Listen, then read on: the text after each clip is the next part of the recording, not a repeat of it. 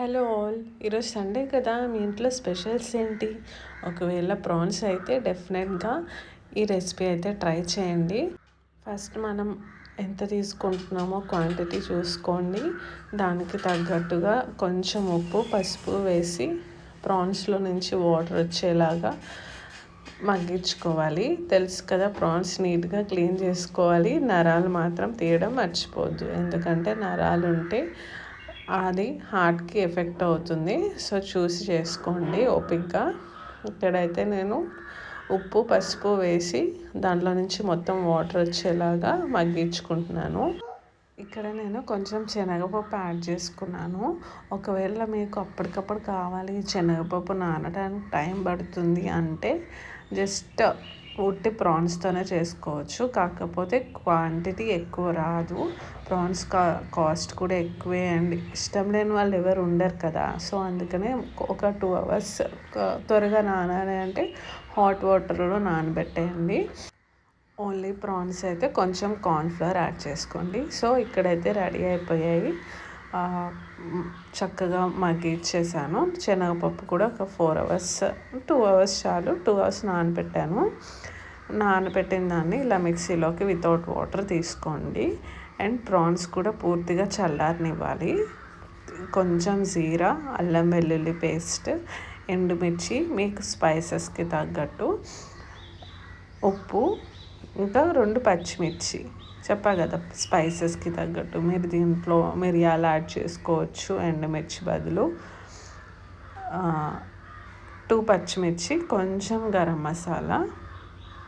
ఇంకా నేనేం యాడ్ చేయలేదు. ఇంకా మీకు కావాల్సిన స్పైసెస్ ఇంకా ఎక్స్ట్రా కావాలనుకుంటే అవి కూడా యాడ్ చేసుకోవచ్చు.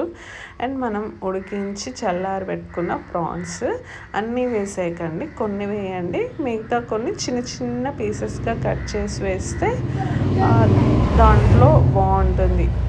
అండ్ చిన్న ఆనియన్ కూడా, ఒక ఆనియన్ చిన్నగా స్లైసెస్లా కట్ చేసుకొని వేసుకోండి. ఇవంతా మిక్స్ చేసి మనం వడల్లా వేసుకోవాలి. మరీ మందంగా కాకుండా, మరీ పలుచగా కాకుండా, మనం మసాలా వడ వేస్తాం కదా, అలా వేయండి. సో ఇదంతా నేను మిక్స్ చేస్తాను. ఇది మిక్స్ చేసే టైంలోనే నేను ఆయిల్ అనేది ఆల్రెడీ స్టవ్ మీద పెట్టుకుని లో ఫ్లేమ్లో పెట్టుకున్నాను.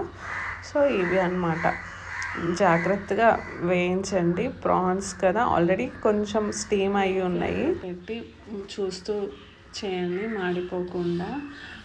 త్వరగా అవ్వాలని హై ఫ్లేమ్లో మాత్రం పెట్టకండి. లోపల పైనంతా బాగానే వేగుతుంది, లోపల ఉడకదు. అండ్ ఈ రెసిపీ వచ్చి మా అమ్మమ్మ వాళ్ళ ఫాదర్ నేర్పించారంట వాళ్ళకి. ఒకరోజు చెప్పారు, కానీ నాకు ఎందుకో డౌట్ కొట్టింది. ఆ రోజుల్లో కార్న్ఫ్లవర్ ఇవన్నీ లేవు కదా అంటే వరిపిండి యాడ్ చేసేవాళ్ళం అని చెప్పింది. కానీ నేను ఒకసారి యూట్యూబ్లో చూశాను. ఇది తమిళనాడులో ఒక సీరియల్లోనే ఒక కుకింగ్ కాంపిటీషన్లో జరిగితే చెప్తారు. ఆ సీనే పెట్టి కింద ఈ వడ రెసిపీ అయితే షార్ట్స్లో బాగా పోస్ట్ చేశారు. సో నేను దాన్ని ఇంప్లిమెంట్ చేసుకున్నాను కొన్ని చేంజెస్తో.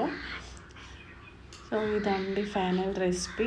ఎలా అనిపించింది, మీరు కూడా డెఫినెట్గా ట్రై చేయండి ప్రాన్స్తో. So thank you so much for watching. So sorry for the disturbance. నా వీడియోలో కాకుల గోల, మా పిల్లల గోల డెఫినెట్గా ఉంటుంది. సారీ.